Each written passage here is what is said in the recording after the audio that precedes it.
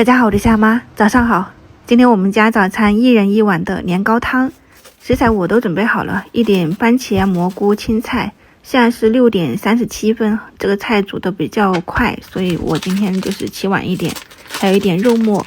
年糕片我是在超市看的这一种切片年糕，这种肯定是没有宁波那种长条年糕好吃。我虽然看了但是没到，这种还是可以对付的。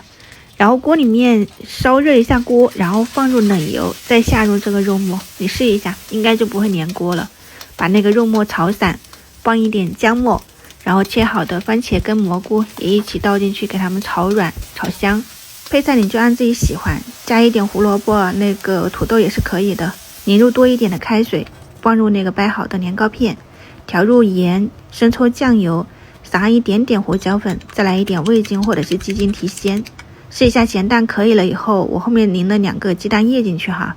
倒入切好的青菜，一点葱末或者是蒜末，给它们搅匀。